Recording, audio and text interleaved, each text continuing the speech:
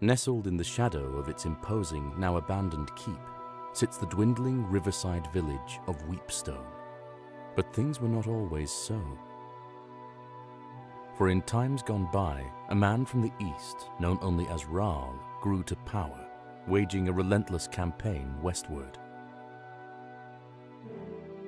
After crossing the mountains into the kingdom of Talesworth, he established his seat of power and constructed a stronghold from which to oversee his lands. He called this stronghold Weepstone Keep. Many wondered what compelled this mysterious and seemingly unstoppable warrior to end his bloody campaign in this place. But the years were good to Weepstone and its people, their harvests unfailingly robust, and their industries the envy of neighbors both near and far. However, Raal would not live forever, and upon his death, his lands passed to his eldest son, Byron, and thus began the troubled times. Long past are the seasons of plenty for Weepstone and its people, whose fields now sit barren, the people forsaken by the good fortunes they once took for granted. To the astonishment of many, Byron abandoned Weepstone Keep for a modest manor on a hill near the town, and forbade anyone to return to its halls. Now the town barely survives, mostly as an unwelcome stop along a trade route used by merchants too impatient to travel the hospitable roads of the south. Only the trapped or the desperate continue to call this bleak place their home. Our story begins here, on a night of ill omen, as the people of Weepstone have been called to the tavern for reasons unknown.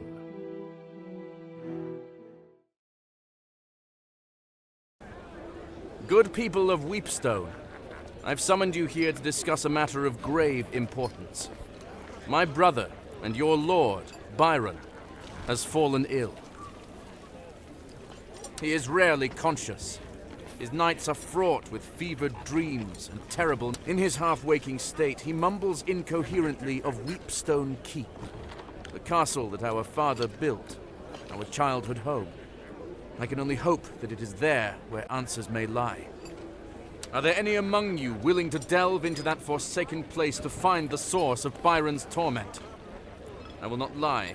There is undoubtedly great danger waiting for any who venture there, in the form of both man and beast. While the keep and its contents have been forbidden since our exile, I hereby decree that any brave enough to take on this task may enter, explore, and importantly, keep what they may find within its walls. Who among you will take up this duty? I need 6 volunteers. Please, I would rather not have my hand forced to choose.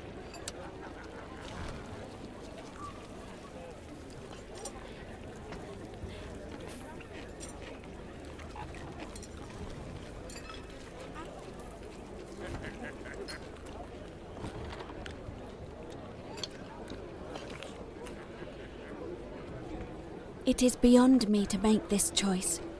This path has already been chosen for me.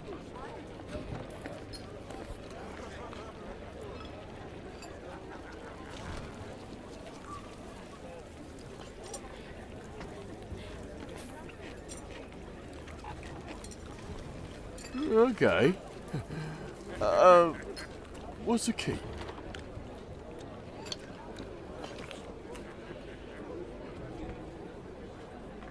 I'll go. I'm not as young as I once was, but maybe my years at the keep will be of some help. Where you go, I go. I love. You know that. I'll go. I'm not as young as I once was, but maybe my years at the keep will be of some help. Where you go, I go. I love. You know that.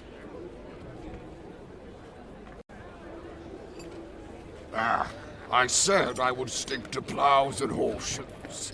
But I still know how to swing a hammer. I'll go.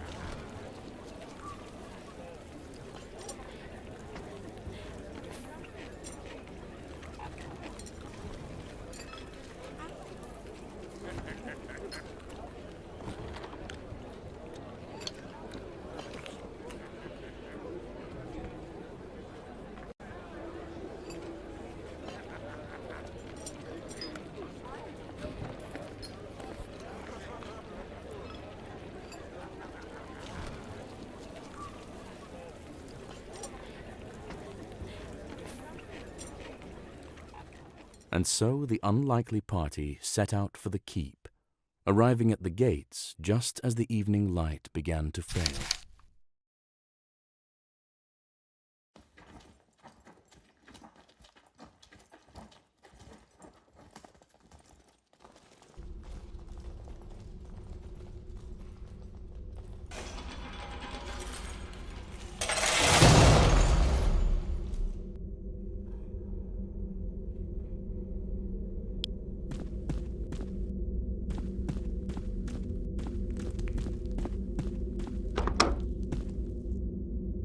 One can only assume the formidable visage on this statue is Rahl himself.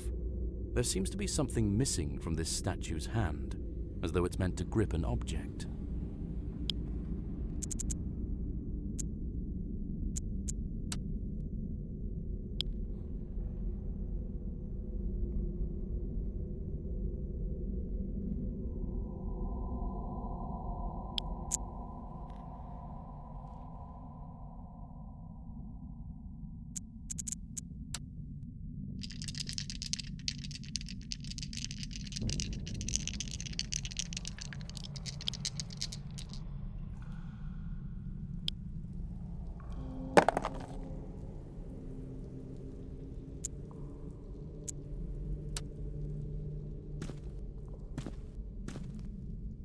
One can only assume the formidable visage on this statue. The arm seems to be designed to act as a lever and is already in the down position.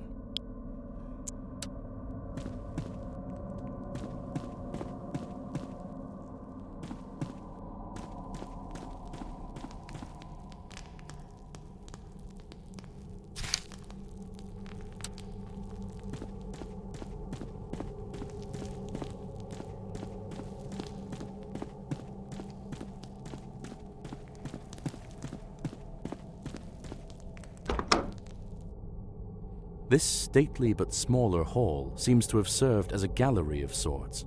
Crumbled detritus of carved busts and toppled plinths lie in shambles across the floor. The only remnants that hint at the original grandeur of this place are the large tapestries that still hang on the opposing walls, dominating the space.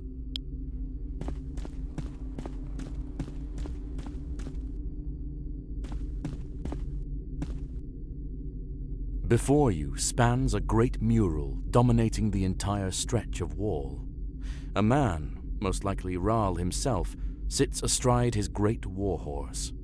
He brandishes an outstretched sword at the body of a fallen foe, flanked by his imposing host. Depicted in the mural that spans the length of this side of the hall is the silhouette of a man standing in front of what looks like a calm pool of water. Though at first it appears to be merely a pool in a cavern, the exacting geometric carvings that decorate the hewn stone walls are of unsettling design.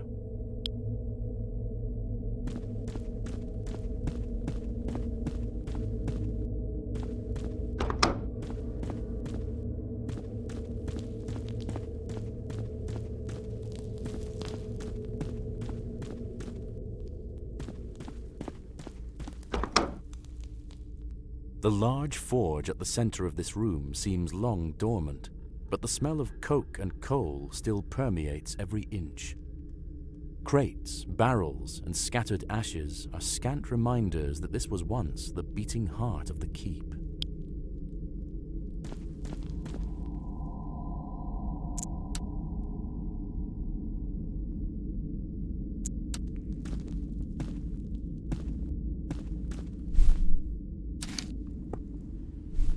You've already got one of those.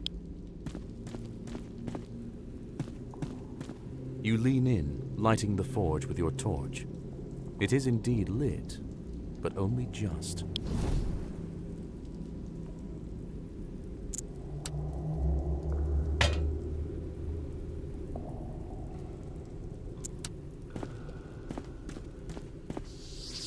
The forge begins heating up as you pump the bellows, but the embers remain quite cold.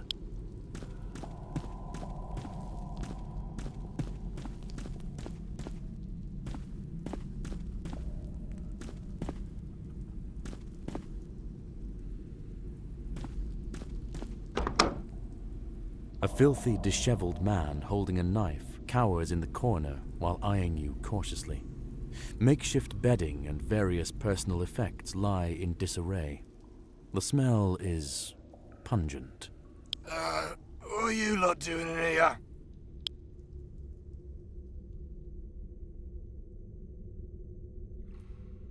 Well, it's been raining of late. Old Krieg needed to get me head dry. Aye, that there are. Would that I were welcome in them. I'm not welcome in town as such, on account of my, dark past. My shame is too great. What can I say? But I've been exiled near on 20 years now. All alone in this world.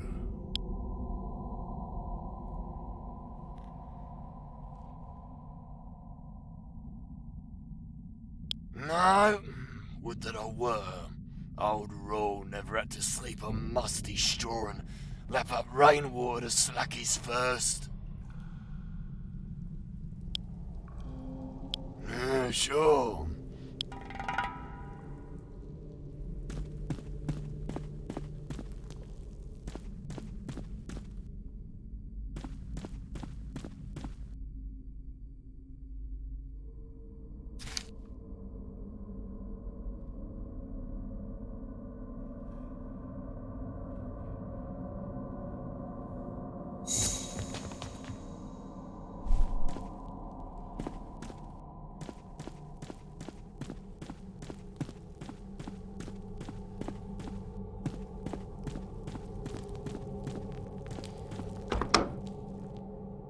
The smith's quarters are Spartan and humble, but must have once been a comfortable respite from the heat and ringing of the forge after a long day's labours.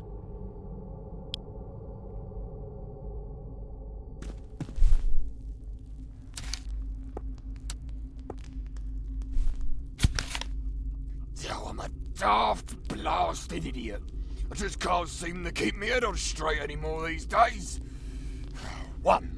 Forge the armory key for the 3rd time this year. 2. Finish up Larona's set of fancy daggers. 3. Ask the apothecary about these blasted nightmares.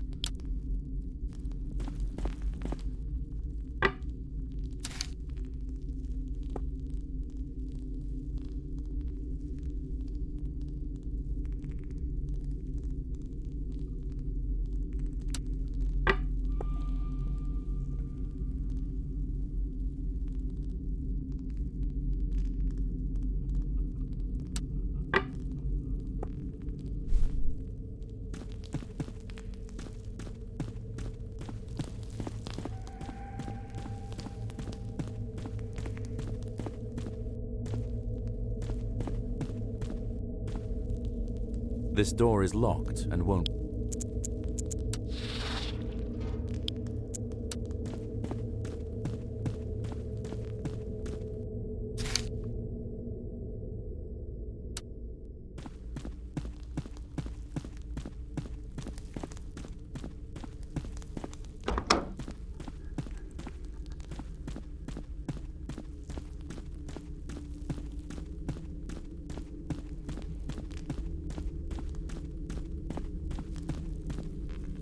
This door is wedged shut by the damp and refuses to open despite your best efforts.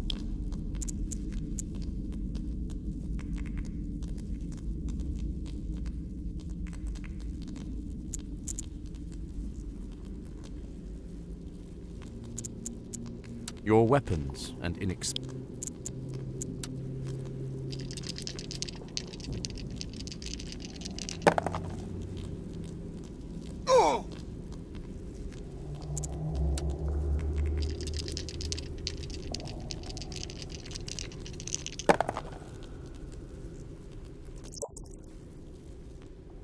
Though humble, these quarters were clearly reserved for a captain or leader of the keep's guard.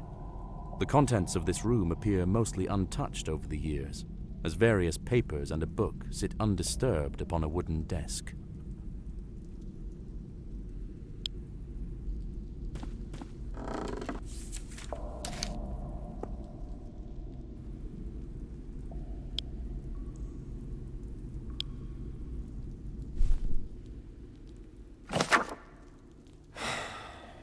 My thoughts of late are greatly troubled, and my faith in our Lord falters. That priestess, Lorona, and her jealously guarded activities beneath the keep bring me great concern. If the captain of his lord's guard is not permitted to venture below to the Undercroft, one can only imagine why.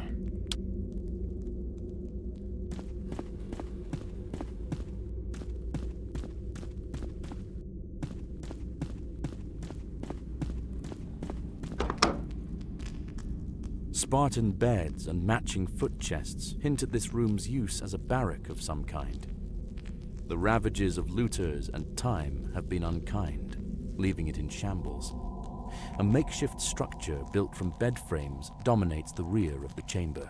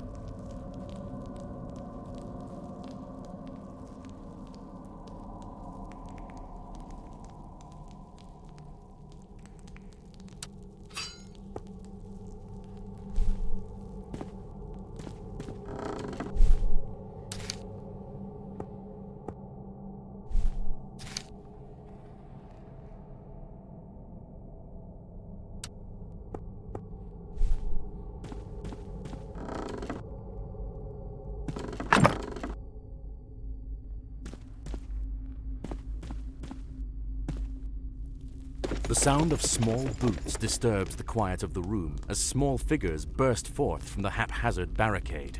They brandish crude weapons and seem particularly intent on defending their hideout.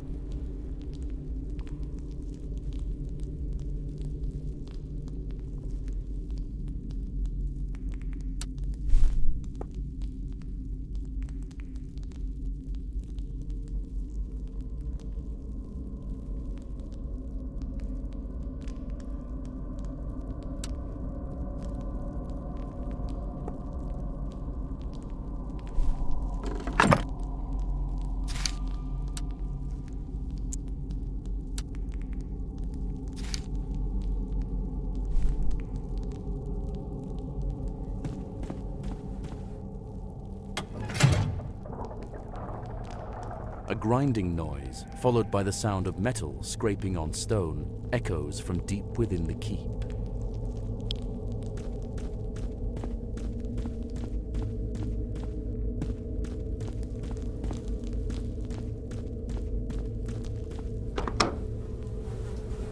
A foul odor pervades this place, a smell so heinous it is beyond description. A sitting board runs the length of the far wall, with 3 openings.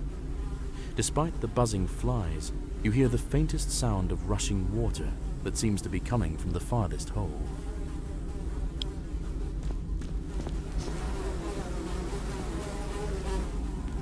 Your guts roil, your eyes water.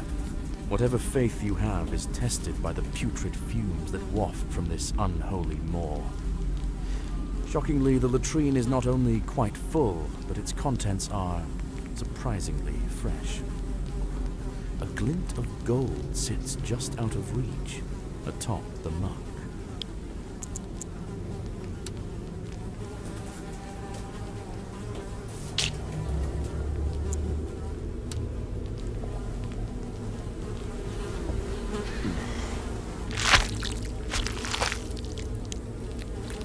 Sift blindly through horrors within, and to your surprise, you retrieve what feels like a ring.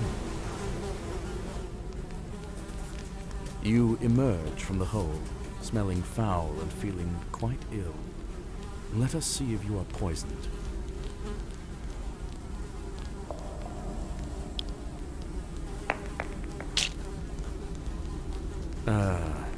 Let's just say that you're poisoned.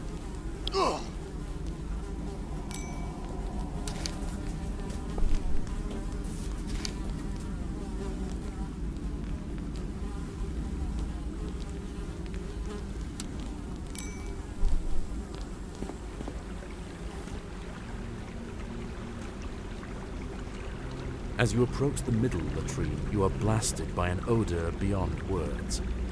You have no choice but to back away.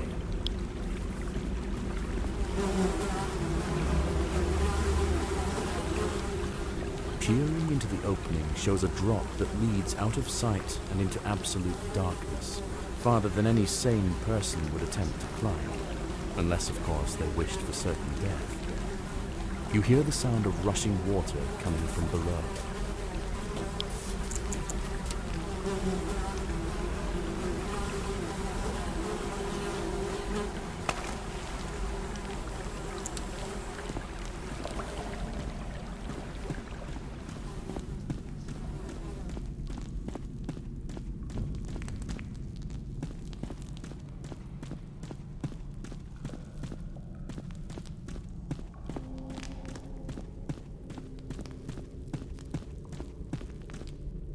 This door is not locked, but it You attack the door, but fail to cause any significant... No discernible sounds come.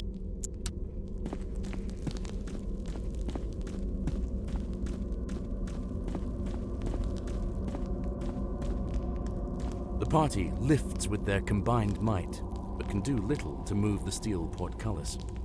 There must be another way.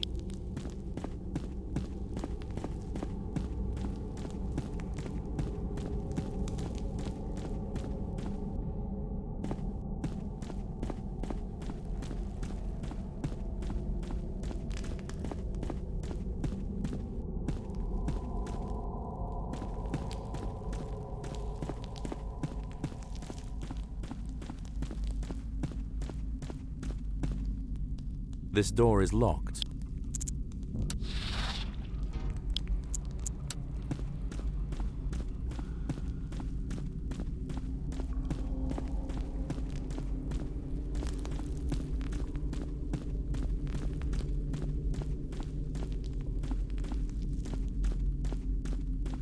The party lifts with their combined might, but can do little to move the steel portcullis. There must be another way.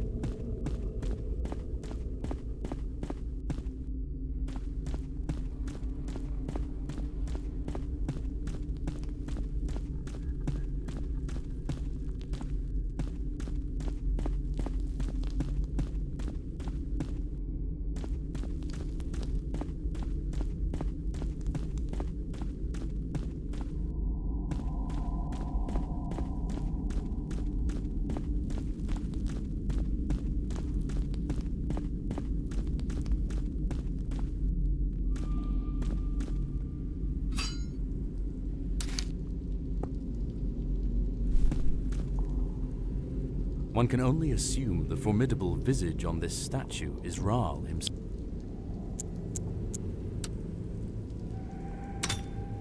The scepter snaps into place with a satisfying click.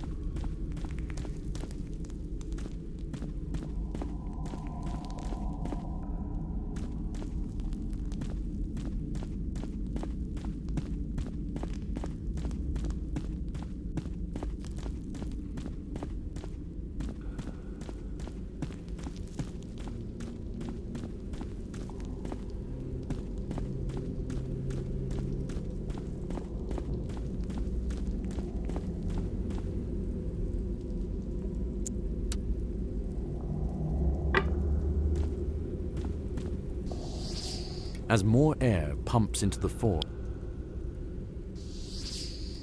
is as hot as it's going to get. The heat feels good in this cold, forgotten place.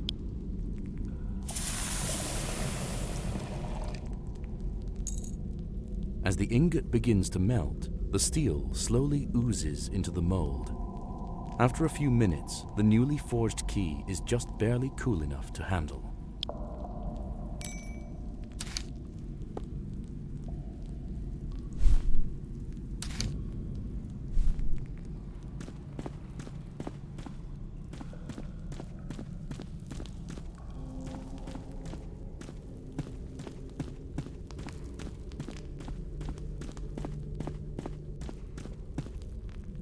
This door is locked and won't.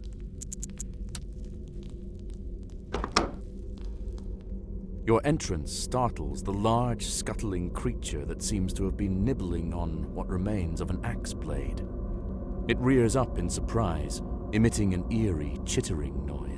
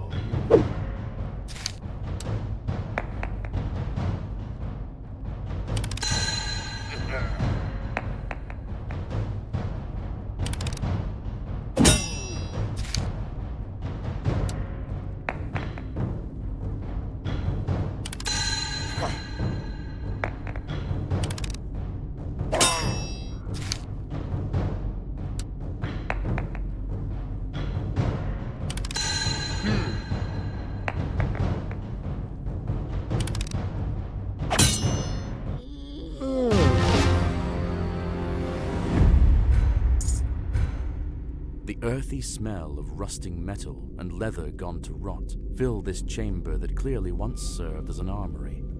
Mouldering armor and rusting weapons sit in chaotic piles, strewn without care and long forgotten. These weapons have been corroded beyond use by the Iron Belly's fetid bile.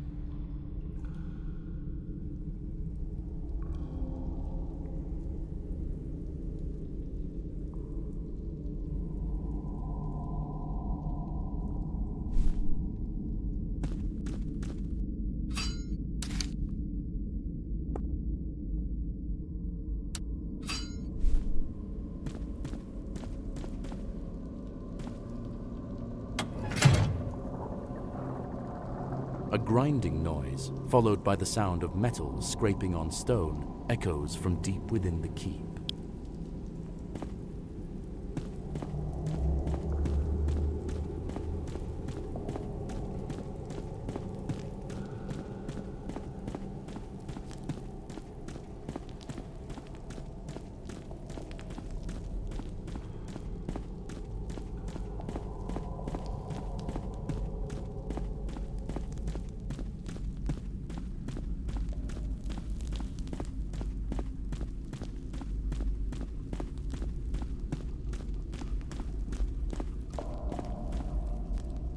This door is not locked.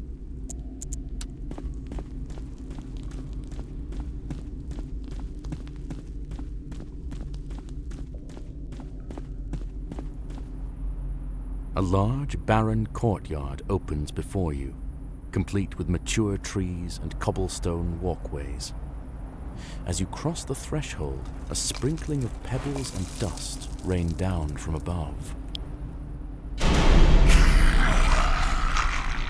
From atop the towering walls surrounding the courtyard, a group of screeching kobolds vault the parapets and descend upon you.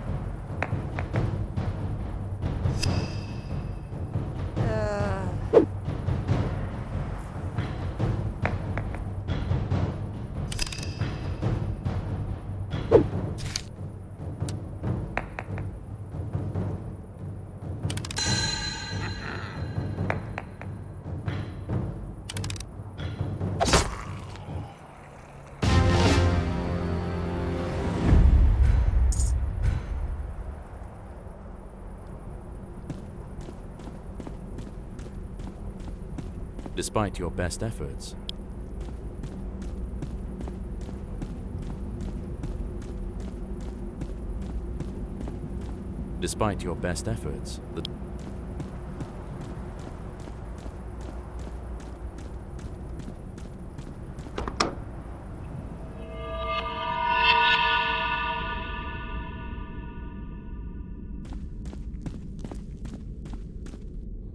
You there? Who are you that dares enter this sacred place?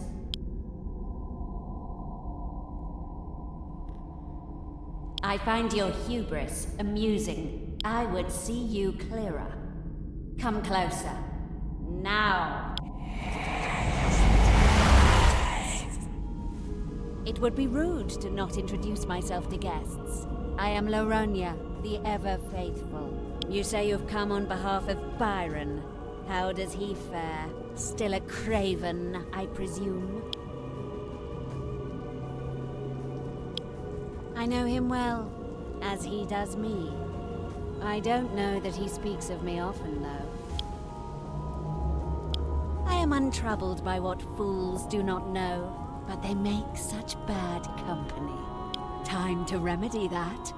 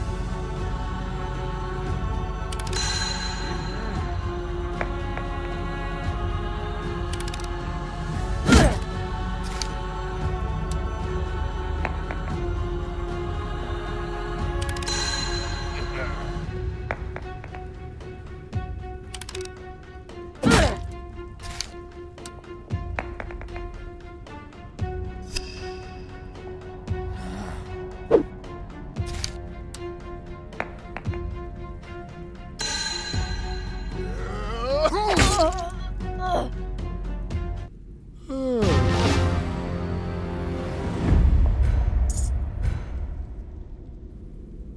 must have misinterpreted the omens. Today, he calls for me.